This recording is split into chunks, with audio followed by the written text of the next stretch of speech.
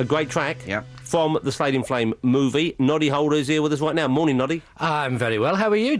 You look fantastic, Jonathan. Thank you. You have certainly lost some weight. Well, thank you very much indeed. You want to tell us your secret? My secret is I had it removed and I formed a little model of Dave Hill. No, I've just been, you know what? I'll tell you the secret.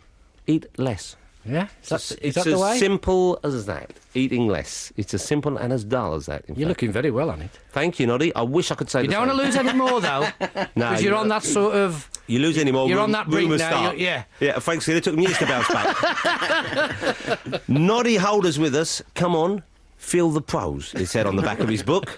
Noddy Holder, who's crazy now, but he's here mainly because Slade in Flames out. Do you remember the film in that film much? What are your recollections of that period? Well, it was we filmed it in 1974. It came out in 75. It wasn't really our idea to do a film. Our manager, Chas Chandler, he wanted us to do a movie because he always had his blueprint of career path was always what have the Beatles done? Yeah. And we'd had all the number ones and everything. So the next thing, he said, you got to make a movie. And we'd never acted or anything. And he got this guy called Andrew Birkin to come up with a basic script. Actually, we'd been sent a few scripts. The first one that I really wanted to do was called the Quatermass Experiment. It was going to be a spoof piss take on the Quatermass Experiment. That's a fun idea. But Dave Hill got eaten by the Triffids in the first 15 minutes, so that went to the wall. So we ended up with Flame. Andrew Birkin wrote it.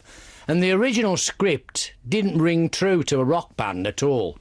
So we decided to take him and the director, Richard Lundgren, on tour of America. And they lasted about 2 weeks, I think. But in the meantime, we told them stories of what happened to us. We told them all stories about other bands. And then they reformulated the Flame story to what ended up in the movie. Because it's quite clearly, when you watch it, I remember as a kid thinking, this is their story. Yeah, which wasn't Slade's story. It was very, very much a mixed bag of a lot of different bands. Yeah. I'm dying to see it again because I haven't seen it since I was a kid. So well, I think it'll shock you a bit. It's 30 years old, and it shocked me when I saw it. It was quite hard-hitting, I remember, at the time. I went to the National Film Theatre a couple of years ago to do a talk. They showed it on the big screen. And I've not seen it on the big screen for a long, long time, 20 years. That's the best place to see it, of course, absolutely. Yeah. And then I had to give a talk after it to a big audience there. And I was quite shocked at the end of it. I had to take 5 minutes to get my breath back because I'd forgot how heavy it was. It is. It's quite a lot of violence in it. Yeah, and people expected when it came out in 75, they expected it to be a slapstick, run around, speeded up film. Which, of course, if it had been like the early Beatles movies... They would have expected that from Slade, and that's what they thought they were going to get. But they didn't get that, and it did shock people. Because you were sort of the cuddly face of rock. We were very much so. We were very much the Laddos and all that, the Top of the Pops, the house band on Top of the Pops. Well, I think even to this day, that's held you back a bit. Well, I don't know about held it back. I think it stood us in good stead for actually the period of time that we were going. People always obviously relate to our hits of the 70s. But we had a long span of hits. Our first hit was 71, our last hit was 91. So we had 20 years of hits. Yeah, of course. And we were together 25 years with exactly the same lineup. And I think that cheeky, chappy type image we had actually stood us in good stead to last that long. Yeah, it's just that now I feel, that you were somewhat slighted in terms of the way when people talk about rock history. Slade get missed out a lot. They're almost a novelty band. Yeah, we always were regarded as a novelty band, but that didn't bother us because we were selling product and people loved us. Well, there was a point where, when a Slade single came out, you knew it was going to go straight to number one. Absolutely, yeah. You just knew it was going to happen, which must have been a great feeling for you. And I think if you're a novelty band, you can't rely on that, If we were a novelty band, that would never have happened. And we could fill stadiums all over the world. We were primarily a live band. We always were. The hits were the icing on the cake for us. Yeah. Anybody who saw us live knew we weren't a novelty band, knew we were a bona fide rock band. In the early days, when you had the skinhead look going on, which was when Slade first became Slade, sure. Was it different music you played? Was it more stompy, more kind of like... Probably not now. Probably, if anything, not so. We always were raucous and rowdy and loud, but the obvious difference when we were skinheads was we weren't doing our own stuff. We were doing covers. Yeah. So really, around that period, I think we were doing a lot of covers of Motown stuff, but in a rock way. Wow, that must have been great. It was very strange. But it used to go storm. I mean, we'd do things by the Temptations and Four Tops and all the Motown riffs we'd do on the three of us on guitars as guitar riffs. That would have been great. Are there any tapes of this or bootlegs? Or our first album features a bit of it, which was an album called Beginnings by Ambrose Slade. There's a couple of the type of stuff we were doing there. Let's get. There's probably actually there might well be some sessions we did for Radio 1 at the time. There might be some live sessions lying around here. Because the Witch Doctors, you were in the Witch Doctors before that. Is that right? Were you in the Witch Doctors? No. What was that band you were in before that? It was a band... I was in Steve Brett and the Mavericks and the Memphis Cutouts. They were the two bands. The Memphis Cutouts, we played a track from, didn't we? I think so, yeah. Kind of freak beat track. Oh, yeah, right, okay. It was called Witch Doctor. I'll be your crazy Witch Doctor. Oh, well, no, that was one of our very early session ones. Yeah. Oh, that was the one with the in-betweens. You see, we could spend 4 hours talking about this and everyone would tune out. I hope you haven't got anywhere to go to. I want to pick your brain. Slade in Flames is out on DVD. I'm really looking forward to watching it again. We were talking a little bit earlier, though, just coincidentally to Richard Hawley about Django Reinhardt. Yes. Because he had a finger complaint, and I was talking about Django's loss of fingers. And you named your son after Django. I did. I always said if I had a son, I would want to name him Django. Django Reinhardt was the first stuff I actually learned on guitar. When I was learning to play, the guy who taught me, gave me a few lessons when I first started playing the guitar, was a fantastic Django-type player. He played in the style of Django. Very sort of swing jazz guitar player. And he actually taught me things to start off with, like Sweet Georgia Brown and stuff like that. And I always loved that sort of music. I always loved that type of jazz. I don't like modern jazz, but I loved that type of jazz.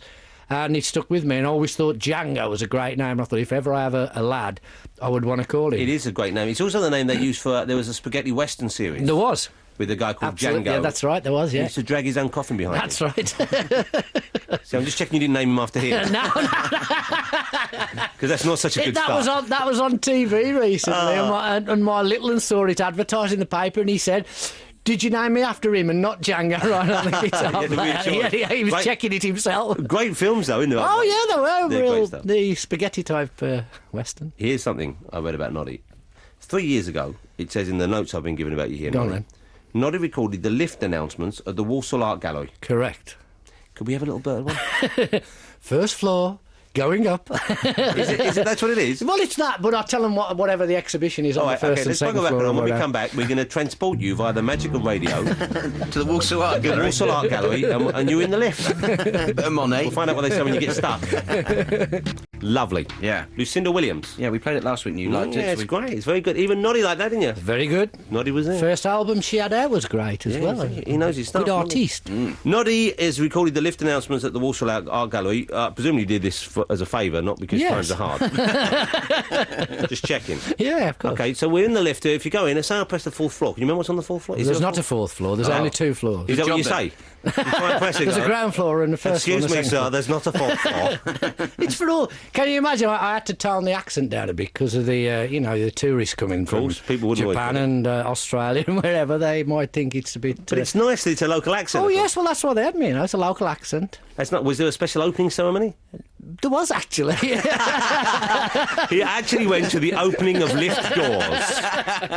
But that says good things about you, not bad things. Then did you cut a ribbon? No, I didn't cut a ribbon. No, they just had all the press there with the doors opening and me with the voice coming out. Fantastic. And they were looking and saying, "Oh, that's it then." Actually, it came second in the architecture when the year it opened, the new art gallery. It came second in the building architecture awards for the whole country. It should have got first, actually, but I think somewhere down here actually built it. But it is a big modern building, and if you look out the windows onto the scape of the town of Walsall town, it's actually like you're looking through at pictures. They're framed. The windows are all framed, nice so idea. you're looking out. So every season and everything, whether it's raining or snowing, it's like you're looking at a picture, but you're looking at the landscape. Do you still live up that way? No, I live in Manchester now. Right, okay. But Walsall, I still visit the whole hometown now. I've never been there. Is it a nice city? Is it a pretty city? It's only a small town. Yeah. It's not a city. It's about 12 mile out of Birmingham. Right. It's it was very industrial when I was a kid. A lot of factories and that there. A lot of them closed down now. But it's right in the heart of the Black Country. But the people there are diamonds, real diamonds. Great sense of humour. I haven't been to... I think you'd love it up there, you would. They'd take the piss out of you, but you'd love it. Yeah, well, like they don't everywhere else. like down here in London, I get an easy ride. That sounds nice. Well, why don't we go there together one day? Maybe we would. Let's just go out together. Let's make a day of it. Yeah. We'll pack a lunch. Okay? Yeah. We'll go on bikes or something. We can go up in the lift. We'll go up and down in the lift several times till maybe someone comes and tells us to stop. You kids! Oh, sorry, it's not kids. Get out. But do you like art? I mean, were you keen to do it for that reason as well? Or Well, was it no, just I like what I like. I don't know anything about art particularly, but if I see something I like, You I don't can have an art appreciate collection it. then? No, You don't- not at all. What? And you earned some good money over the years. Oh, I've had a few. What did you spend on? What's your kind of vices? Loose women, Well, drink, you can't collect cars, So you houses. spend it on all the usuals. then? Yeah, well, when you were a rock and roller in the 70s, you were expected to do that, weren't you? course. I mean, I've calmed down now, but we did spend a lot of money on good times in the 70s. But you salted some away, I hope. And now, yes, of Good. course. Thank goodness for that, because otherwise it's a terrible thing. It is, yeah. You always worry, don't you? You always. I always worry when we get the older rock stars on whether or not they're okay or down. Feel like helping them out a bit. But that's part of the history of rock and roll. It wouldn't be if everybody had sort of come out of it Yeah. well and healthy. It wouldn't be rock and roll We need anymore, a few would to it? crash and burn to make Absolutely, it interesting. that's I'm just glad that absolutely. you weren't one of them. Well, me too. Do you still? I mean, how much do you sing there? You don't really perform that I much, don't really do you? perform at all. I do the odd advert and do bits of stuff on TV and that, but no, I don't do it as a matter of course every day anymore. What would it take to lure you back onto the stage, either with the rest of Slade or without them? I don't know. I've never really thought about it. We've had lots of offers to reform the original band. Yeah, I'm sure. But I don't like stepping backwards. I think we did that. It was at that time. It worked good, and I'm not one for going over that old territory all over again and going back to album tour. It don't interest me anymore. We did it as a band for 25 years, the same lineup. I think when I left in 91, 92-ish, we'd reached a stalemate type situation. I couldn't see anything else we'd got left to do. We'd done pretty much everything we'd set out to do. I'm delighted that I got to see you live once, though. Did you? Where did you see I us? saw you at Wembley, and you were on a bill with Generation X and The Jam. Oh, yes, that's what... Oh, yeah, I and it was remember like that. Late Christmas. 70s, yeah, it was the late probably 70s one. 79, 80, Yeah, it something was, like that. yeah. And it was a great gig. It And was, yeah. And I remember Was it for some charity thing, wasn't it? I think it was. I think it was, yeah. And I remember going along and thinking, well, and I'd love Slade singles, but being a punk, then I thought, I can't like Slade. And Sure. you came and you blew the roof off. Yeah. And everyone was really loving it. We were like special guests on it. We were a That's late right. addition to the bill, I remember. It was great. So Yeah. there you go. You ever see him live? No, I haven't. No, And you never will? I've just thought what Noddy would be great to do. What? Noddy in a musical. I'm trying to think like which one. I have been offered the odd musical over the years. Yeah, I was offered... You could do Chitty Chitty Bang Bang. Yeah, the child actor. No, he could be when Michael Ball goes, he could be Caractacus Pops. So say goodbye to Hasselby Mountain. That's what you want. People are resetting their radios now. I'd make a good Fagin, I think. I'd be all right as Fagin, I think. Yeah, he would be pretty good, but that's just the long hair, isn't it? I guess Yeah. you go on there. Well, thanks for opening up that conversational cul-de-sac. My Fair Lady. Play the father. He's not interested. Doolittle. He doesn't want to do it. It's very disciplined, you see, stage work like that in a musical. You have to be very disciplined, and I'm not so sure I'd be disciplined enough for it. It's a whole Every different night. ball game to the rock and roll game. Yeah, You've got 8 shows a week. And Yeah, you haven't got it. You're right, Jonathan. You could do a special, maybe. Do it for TV for Christmas. We haven't yet played a David Bowie track today. No. I'm getting nervous that we might forget it. Let's bung one in now, Okay. so that we have our otherwise exemplary track record intact. Okay. We're going to play from Hunky Dory. Feel your heart. Yeah. What did you do? Nothing. It's because it's on the CD. But no, it goes on. No, it doesn't. It goes into track 8. It goes be, and it goes Andy Warhol. So It what goes did into you that. just cut it off? No, for? that's what happens. I think you did something there. No, it's on Digital age, you see. See, it recognises I was the track looking listing. forward to the wah, wah, But wah, wah. then it goes diddle. I know, well, we could have cut it out then. I can't because it's the computer. Well, you could have done. CD player. Always blames his tool. Now, what does that mean? That's a bad craftsman, isn't it, Noddy? You know that phrase. Technology, Andy? Yeah. Noddy, here's the big question I'll leave you with, okay, because we're almost out of time. Slade in Flame came out in 75, came in 74. It was a big hit, I know, over here. I don't know how well it did in the States, but I know it was a big cinema hit over Yeah, here. you did very well. Why didn't you make another one? We did actually get offered another one, but it took so long with doing the actual filming, promoting it, doing the soundtrack, writing the soundtrack. Probably took a year out of our career. and we didn't want to go straight into doing another one. But we did actually get offered to play a band that smuggled secret tapes, and the film was going to star the two Ronnies.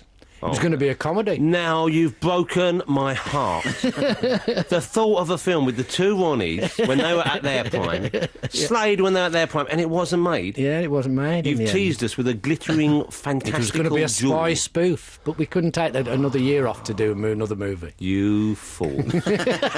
You craven cretins. And I mean that kindly. Of course you do. Noddy, Slade in Flame is out now. Go and get yourself a copy. If you're a fan of Slade, if you're a fan of that period in rock history, it's an unmissable treat. It really certainly is. Noddy, it's always a great pleasure to have you here. Pleasure Thank you to so see much both for of you coming in. again. There you go. I hope you enjoyed the show. 88 to 91 FM. This is Radio 2 from the BBC.